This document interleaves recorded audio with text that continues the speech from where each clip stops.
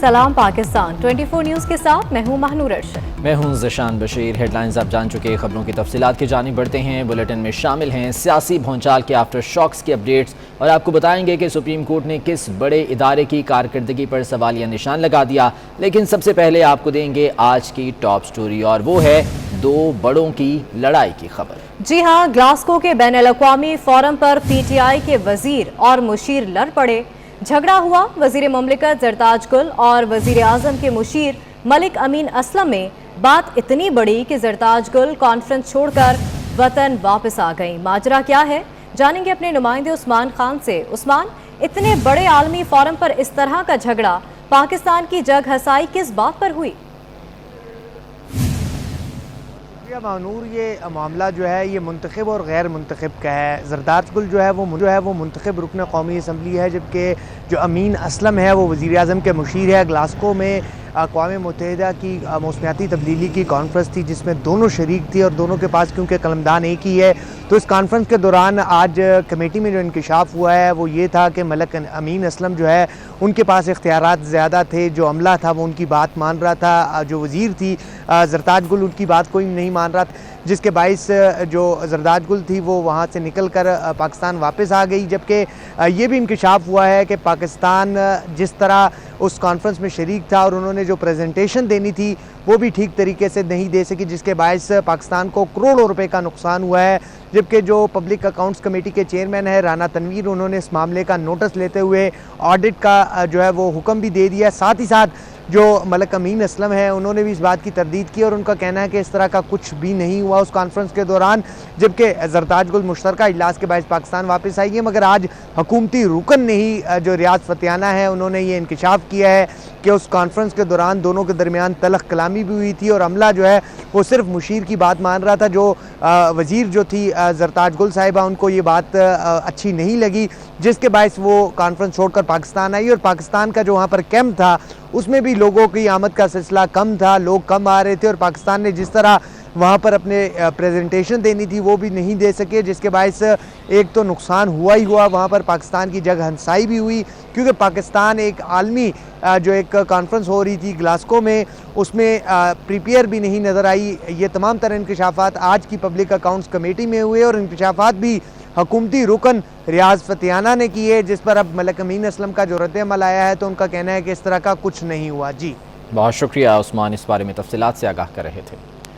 और वज़ीर आज़म के मुआविन खुसूसी मलिक अमीन असलम ने जरताज गुल से झगड़े की खबरों को बेबुनियाद और गुमराह कुन करार दे दिया। उन्होंने कहा कि पब्लिक अकाउंट्स कमेटी में रियाज फतियाना की गुफ्तगू झूठी है। उन्होंने मजीद क्या कहा, आपको वो भी दिखाते हैं। आज सुबह एक जो वाक़या हुआ जिसके अंदर एक फाजिल मेंबर रियाज फतियाना साहब ने आके यहाँ पे पब्लिक अकाउंट कमेटी में कुछ बातें की हैं, मैं उसके मतलब ये कहना चाहता हूँ कि वो सरासर झूठ पे मबनी है, उनमें कोई हकीकत नहीं है। ये फाजिल मेंबर जो इल्ज़ाम लगा रहे हैं कि जी MOS को और मेरा शायद कुछ झगड़ा हुआ और उनको जल्दी आना पड़ गया, बिल्कुल झूठ पे मबनी है, 200% झूठ है। हमारी MOS साहिबा जरताज गुल साहिबा जॉइंट सेशन ऑफ पार्लियामेंट को अटेंड करने के लिए जल्दी वहाँ से वापस आई। इसके साथ साथ उन्होंने और भी कुछ ऐसी बातें की, मुझे समझ नहीं आई कि उनकी गलतफहमी थी क्या। शायद ये गलतफहमी इस वजह से थी कि वो एक बग़ैर किसी इन्विटेशन के एक NGO की स्पॉन्सरशिप पर वहाँ पर पहुँच गए। उनका दिल था कि वो ऑफिशियल डेलीगेशन का हिस्सा बन जाए, वो हो नहीं सकता था क्योंकि प्राइम मिनिस्टर ने ऑफिशियल डेलीगेशन जो है वो डिसाइड करके भेजा था यहाँ से, जो नेगोशिएशन कर रहा था वहाँ पे। उसके बाद उन्होंने कोई ऑफिशियल गाड़ी मांगी, हमारे स्टाफ को हरासा करके टेलीफोन की सिमें मांग रहे थे, वो कुछ भी नहीं हो सकता था क्योंकि ये इमरान खान की हुकूमत है और इसमें लॉ के मुताबिक काम होता है। इसलिए ये जो उन्होंने बातें की हैं, हमारे पार्टी के मेंबर हैं तो हम अपनी पार्टी के डिसिप्लिनरी कमेटी को तमाम हकायक भेज देंगे, उनकी बातें भी भेज देंगे और इंशाल्लाह दूध का दूध पानी का पानी हो जाएगा। अब बात करते हैं साइंस के करिश्मे की। हुकूमती रुकन कौमी असम्बली ने इंकशाफ किया है कि इस्लामाबाद में मौजूद एक MNA की लोकेशन ठट्ठा जाहिर हो रही थी। क्या MNAs भी जाली सिम्स के मसले से नहीं बच सकते? हुकूमती रुकन के इस बयान ने सवाल खड़े कर दिए। उनका मजीद क्या कहना था, आइए आपको दिखाते हैं। اچھا میم، آپ کی لوکیشن سے متعلق آپ نے بتایا کہ وہ کوئی ٹھٹھا میں جا کے شو ہو رہی تھی، وہ کیا معاملہ تھا سر؟ میری نہیں تھی جی، ایک اور ہماری ممبر ہیں، ان کے نام سے کوئی سم اس طرح سے ایشو ہوئی ہے، اور لوکیشن آپ اگر ٹریس کرنے کی کوشش کریں، وچ از ویری کامن، آپ نے اگر ٹریس کرنی ہو تو وہ کہیں اور کی آنی شروع ہو جاتی ہے. تو یہ میں سمجھتی ہوں کہ اسی کو ہی چیک کرنا بہت ضروری ہے. یہ میں نے تو آپ کو ایک مثال دی ہے کہ اگر آپ کی موبائل پہ لوکیشن ٹریس کر رہے ہو اور ایک کی بجائے 3 جگہ پہ آپ کی لوکیشن آ رہی ہو کہ ایک ممبر جو ہے وہ 3 جگہوں پہ موجود ہے، تو یہ بڑی ایک تھریٹننگ بات ہے. اسی بارے میں مزید بات کرنے کے لیے ہمارے ساتھ موجود ہیں صبا بجیر. صبا، یہ کیا ماجرا ہے؟ ایک رکن کی ایک سے زیادہ لوکیشنز؟ جی بالکل، آج قائمہ کمیٹی میں انکشاف ہوا ہے، اور آئی ٹی کی یہ کمیٹی پارلیمنٹ ہاؤس میں ہوئی تھی، جہاں پر سارے ممبران بھی آئے تھے اور پی ٹی اے ممبران بھی وہاں پر موجود تھے. اور یہاں پر جو جعلی سمز ہیں اس کے حوالے سے جو بریفنگ دی گئی، تو اس میں رکن قومی اسمبلی کنول شوزب کا یہی کہنا تھا کہ انہوں نے یہ انکشاف بھی کیا ہے کہ وزیر انسانی حقوق شیری مزاری کی جو لوکیشن ٹریس کی گئی، تو ان کے نام پر 2 سمیں تھیں، جس میں سے ایک سم ٹھٹھا بدین میں تھی اور دوسری جو ہے وہ اسلام آباد میں ان کی لوکیشن جو ہے وہ شو ہو رہی تھی. ان کا یہی کہنا تھا جب عام عوام جو ہے وہ محفوظ نہیں ہے تو ہم لوگ کیسے محفوظ رہ سکتے ہیں. اور انہوں نے شیری مزاری صاحبہ کا نام بھی لیا، اور ان کا یہی کہنا تھا کہ جب ان کے نام پر 2 سمیں استعمال ہو رہی ہیں تو پی ٹی اے کیا کر رہا ہے. جبکہ انہوں نے اپنے حوالے سے بھی کہا کہ ان کو بھی اسی سم کے ذریعے جو ہے وہ تنگ کیا گیا تھا. اور ان کا یہ بھی کہنا ہے کہ ان سمیت کئی ممبران ایسے ہیں جن کے کئی سمیں جو ہیں ان کے ناموں سے رجسٹرڈ ہیں، جو پاکستان کے مختلف علاقوں میں جو استعمال ہو رہی ہیں. اور ان کا یہ بھی کہنا تھا کہ یہ ایک لائٹر موڈ میں. ٹھیک ہے صبا بجیر، بہت شکریہ تفصیلات کے لیے. ایک اور اہم معاملے کی بات کرتے ہیں. نیب میں 10 سال سے سینکڑوں کیسز زیر التوا ہیں. لگتا ہے نیب ملزموں سے ملا ہوا ہے. کیا ریاست بے بس ہو چکی؟ کیا نیب آسمان سے اترا ہے؟ سپریم کورٹ کراچی رجسٹری نے الحبیب کوآپریٹیو ہاؤسنگ سوسائٹی کے رفائی پلاٹس پر قبضے کے کیس کی سماعت کے دوران نیب کی کارکردگی پر سوالات اٹھا دیے. نیب میں 10 سال سے سینکڑوں کیسز زیر التوا ہیں. سپریم کورٹ کراچی رجسٹری نے الحبیب کوآپریٹیو ہاؤسنگ سوسائٹی کے رفائی پلاٹس پر قبضے کے کیس کی سماعت کی. اس دوران نیب کی جانب سے کئی سوالات اٹھائے گئے. عدالت کی جانب سے کہا گیا کہ لگتا ہے کہ نیب ملزموں سے ملا ہوا ہے. نیب پر کرپشن کا الزام لگانے والے ثبوت دیں، کارروائی کریں گے. Chairman NAB justice retired Javed Iqbal نے کہا ہے کہ کچھ لوگ نیب کی بنیاد پر سیاست میں زندہ رہنا چاہتے ہیں. ان کی صبح بھی نیب سے ہوتی ہے اور شام بھی. نیب کے لیے کوئی مقدس گائے نہیں، جو کرے گا وہ بھرے گا. لاہور میں تقریب سے خطاب کے دوران ان کا مزید کیا کہنا تھا، آئیے آپ کو دکھاتے ہیں. پھر ماضی میں کچھ چند ہفتے پہلے وہ چائے کی پیالی میں طوفان اٹھا دیا گیا کہ جی یہ ریکوری کہاں جاتی ہے. بھائی ریکوری ہمیں کوئی کرنسی نوٹس کی شکل میں نہیں ملتی. کچھ لوگ سیاست میں اپنے آپ کو نیب کی بنیاد پر زندہ رکھنا چاہتے ہیں اور وہ نیب کی بنیاد پر زندہ ہے. ان کی صبح نیب سے شروع ہوتی ہے، ان کی شام نیب پہ ختم ہوتی ہے. ایک صاحب نے بڑے دبنگ طریقے سے کہا کہ نیب کے کچھ افسران جو ہے وہ رشوت لیتے ہیں، میرے پاس ثبوت موجود ہیں. میں آج ان کو آپ کی توسط سے کہتا ہوں کہ وہ ثبوت کے ساتھ آ جائیں. اگر میں 48 گھنٹے میں پوری کارروائی نہ کروں تو جو مرضی ہے وہ میرے خلاف کارروائی کریں.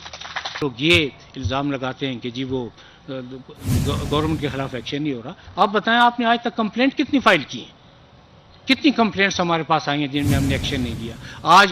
آج کمپلینٹ فائل کریں، میں 48 گھنٹے میں اس پہ ایکشن لوں گا. میرے لیے کوئی یہاں مقدس گائے نہیں ہے. جو کرے گا وہ بھرے گا.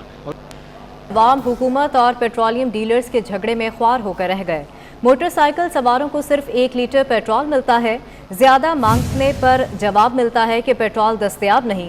ہڑتال آخر کب تک چلے گی، شہری سوال کرنے لگے تو دوسری جانب حکومت اور ڈیلرز میں بھی ٹھن گئی. وفاقی وزیر حماد اظہر نے پیٹرولیم ڈیلرز کے مطالبات ماننے سے انکار کر دیا. کہتے ہیں چند کمپنیز کو نوازنے کے لیے 9 روپے کا اضافہ نہیں کیا جا سکتا. پیٹرولیم ریٹیلرز ایسوسی ایشن کے رہنما شعیب خان جی نے حکومتی پیشکش کو ناقابل قبول قرار دے دیا. کہتے ہیں حکومت کو وقت دیا لیکن پیش رفت نہ ہوئی، مجبور ہو کر ہڑتال کر رہے ہیں. ہڑتال کے بعد ملک کے بیشتر شہروں میں پیٹرول پمپس بند ہیں، جس سے شہریوں کو بھی مشکلات کا سامنا ہے. کیا صورتحال ہے جانیں گے. لاہور سے عثمان خادم کمبو ہمارے ساتھ موجود ہیں. کراچی کا احوال بتائیں گے دانیال سید. پہلے لاہور کا رخ کر لیتے ہیں. عثمان بتائے گا لاہور میں کیا صورتحال ہے پیٹرول پمپس پر؟ کیا پیٹرول دستیاب ہے یا نہیں؟ لاہور کے اندر 400 سے زیادہ پیٹرول پمپس موجود ہیں، جن میں سے 350 سے زائد پیٹرول پمپس ایسے ہیں جو کہ مکمل طور پر بند ہیں. وہاں پہ کسی بھی قسم کی پیٹرولیم مصنوعات جو ہیں وہ شہریوں کو نہیں فراہم کی جا رہی ہیں. صرف جو ہے 60 سے کچھ زیادہ پیٹرول پمپس ہیں جو کھلے ہوئے ہیں جہاں پر ترسیل جاری ہے پیٹرولیم مصنوعات کی، لیکن وہاں پر بھی محدود مقدار میں ہی پیٹرول فراہم کیا جا رہا ہے. موٹر سائیکل سواروں کو صرف 1 لیٹر پیٹرول دیا جاتا ہے، جس کی وجہ سے شہریوں کو الگ الگ پیٹرول پمپس پر جانا پڑتا ہے. اور لاہور کے شہری جو ہیں جو بہت زیادہ پریشانی کا شکار ہیں. ان کا کہنا ہے کہ دفاتر جانے میں، بچوں کو اسکول چھوڑنے میں بہت زیادہ پریشانی کا سامنا کرنا پڑ رہا ہے، جبکہ ہڑتال کے بارے میں بھی ابھی تک کچھ نہیں بتایا گیا ہے کہ کب تک یہ جاری رہے گی اور کب یہ ہڑتال ختم ہوگی، تاکہ شہری جو ہیں کوئی سکھ کا سانس لے سکیں. تو زیادہ سے زیادہ پیٹرول جمع کرنے کی کوشش کر رہے ہیں، لیکن ان کو پیٹرول محدود مقدار میں دیا جا رہا ہے، جس کی وجہ سے وہ اور زیادہ پریشان ہو رہے ہیں. جی ٹھیک ہے عثمان، ساتھ ہی موجود رہیے گا. دانیل یہ بتائیے گا کراچی میں کیا مناظر آپ دیکھ رہے ہیں، کیا مشکلات درپیش ہیں شہریوں کو، رد عمل کیا ہے ان کا؟ جی بالکل، ملک کے دیگر شہروں کی طرح، صوبوں کی طرح کراچی شہر کا بھی وہی صورتحال ہے. پیٹرول پمپس گزشتہ رات سے بند ہیں، مشکلات کا سامنا ہے. دفاتر جو لوگ پہنچ گئے اب انہیں گھر پہنچنے میں مشکلات کا سامنا ہے.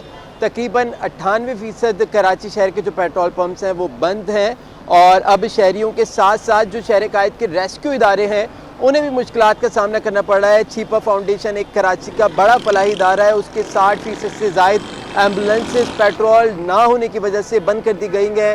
چھیپا فاؤنڈیشن حکام کا کہنا ہے کہ مجبوری کے عالم میں ایسا کرنا پڑ رہا ہے. شہریوں کی، زخمیوں کی دیگر مدد کے لیے اسپتال منتقل کرنے کے لیے لوگوں کی کالز آ رہی ہیں، لیکن مجبور ہیں، کام ریسکیو کا کام جاری نہیں رکھ سکتے.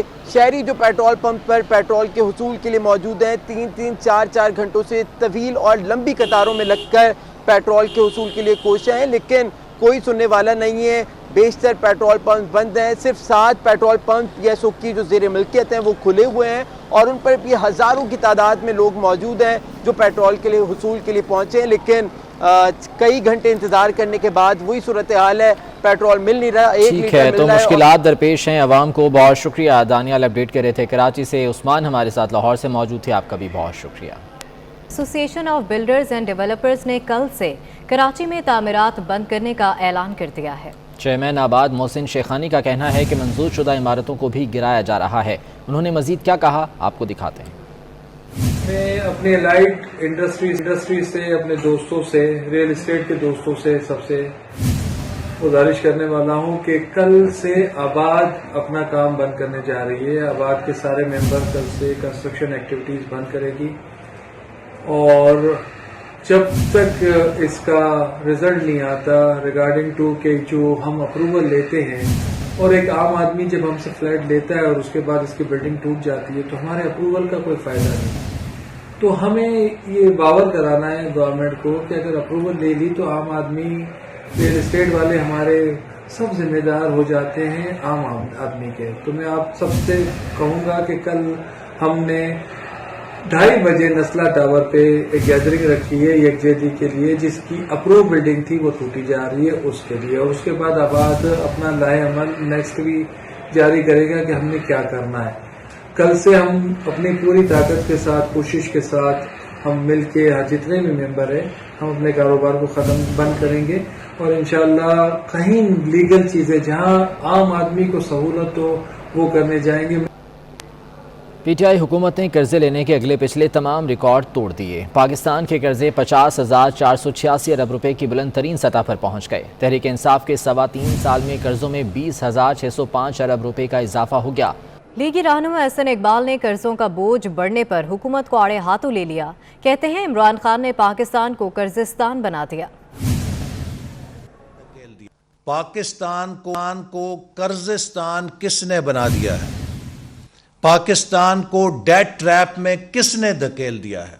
2008 سے لے کے 2018 تک پیپلز پارٹی اور مسلم لیگ نون کی دونوں حکومتوں میں جتنا قرض لیا گیا، عمران خان صاحب کی حکومت نے 3.25 سال میں اس سے زیادہ قرض لے کر پاکستان کو مقروض کر دیا ہے. ڈیٹ کمیشن نے کہا کہ جناب پچھلی حکومتوں نے جتنا قرضہ لیا آپ تو اس سے زیادہ قرضہ لے چکے ہیں. 16,000 روپے سے زیادہ انہوں نے پبلک ڈیٹ بڑھایا ہے. اس کے عوض کیا اینٹ لگائی ہے؟ 91,000 روپیہ فی کس لوگوں کی گردنوں میں قرضے کا پھندا جو ہے لگایا گیا ہے. Pakistan is caught between devil and the deep sea. 400 ارب روپے سے زیادہ ٹیکس ایک منی بجٹ کی صورت میں عوام پر مزید بوجھ ڈالا جائے گا. یہ مجبور ہیں کہ پاکستان کو برائے فروخت لگا دیں. آج پاکستان فار سیل کا سٹیکر پاکستان کی معیشت پہ لگا ہوا ہے. لاہور میں قائم مقام گورنر پنجاب چودھری پرویز الہی سے کمبوڈیا کے سفیر اونگ شان نے ملاقات کی. اعزازی قونصل جنرل چودھری صالح حسین بھی موجود تھے. ملاقات میں باہمی دلچسپی کے امور اور موجودہ بین الاقوامی صورتحال پر تبادلہ خیال کیا گیا. چودھری پرویز الہی نے کہا کہ پاکستان کمبوڈیا کی ترقی میں تعاون کر رہا ہے. تیزی سے عالمی صورتحال تبدیل ہو رہی ہے. کمبوڈین سفیر نے کہا کہ پاکستان خوبصورت اور امن پسند ملک ہے. کمبوڈین طلباء، تاجر اور سیاح پاکستان میں اپنے آپ کو محفوظ سمجھتے ہیں. Chairman joint chiefs of staff committee general Nadeem Raza نے بحرین کے دورے کے دوران بحرین کے اعلیٰ سول اور فوجی قیادت سے ملاقاتیں کیں. ISPR کے مطابق chairman joint chiefs of staff committee general Nadeem Raza کی بحرین کے شاہ حماد بن عیسیٰ الخلیفہ سے اہم ملاقات ہوئی. جنرل ندیم رضا ولی عہد نائب سپریم کمانڈر اور مملکت بحرین کے وزیر اعظم شہزادہ سلمان بن حماد سے بھی ملے. ملاقاتوں میں خطے میں امن و سلامتی کے لیے مشترکہ عزم کا اعادہ کیا گیا. جنرل ندیم رضا نے بحرین کا دورہ کیا جہاں پر ان کی اعلیٰ قیادت سے ملاقاتیں ہوئیں اور خطے کی صورتحال پر بات چیت کی گئی، جبکہ مختلف جو عسکری قیادت کے رہنما ہیں ان سے بھی باہمی دلچسپی کے معاملات پر تبادلہ خیال کیا گیا. اور اس کے ساتھ ہی نیوز اسٹوڈیو سے فی الوقت اتنا ہی. واپس آئیں گے ہیڈ لائنز کے ساتھ.